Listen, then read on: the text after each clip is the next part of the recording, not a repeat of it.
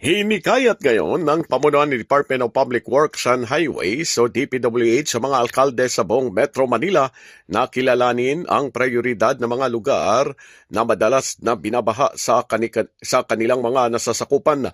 Ang pahayag ay ginawa ni DPWH Secretary Vince Dizon na dumalo sa isinagawang regular meeting ng Metro Manila Council sa tanggapan ng MMDA sa Pasig City kung saan ay pinisinta nito ang update at accomplishment ng Oplan kontra Baha, ang Flood Mitigation Initiative sa ilalim ng administrasyon ni Pangulong Ferdinand R. Marcos Jr. Ayon kay Secretary Dizon, hinimok nito ang mga Metro Manila mayors na i-identify ang priority flood-prone areas sa kanilang mga lungsod na dapat umano ay paigtingin pa ang pagsasagawa ng declogging sa drainage system, dredging and clearing of waterways, clearing obstruction at managing ways na dapat ay gagawin bago ang tag-ulan. Namin ngayon is, tama yung sinabi ni Chairman Francis, ni Mayor, is prioritization. Ano ba,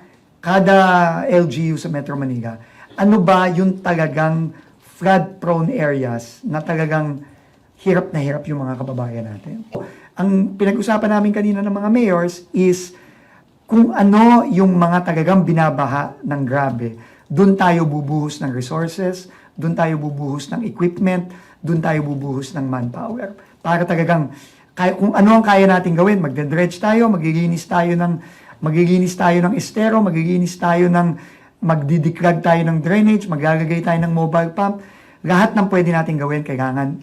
Paliwanag pa ni Secretary Dizon, sa second round ng kanilang operations ay ipaprioridad nila ang declogging sa mga pangunahing kalsada sa NCR kung saan ay magpapadala sila ng mga equipment, manpower at resources sa lugar na identified ng Metro Manila mayors. Binigyan din pa ni Dizon na makaraang matanggap umano ang kautusan ng Pangulo ay ang mga hindi gumaganang pumping station ay kailangan ay gumana na bago ang tag-ulan at hinikayat din nito ang lahat ng mga alkalde sa Metro Manila na magsumite ng kanilang kahilingan para sa mga bagong pumping station sa lugar kung saan ang mga pasilidad ay mas kailanganin lalo na sa panahon ng tag-ulan.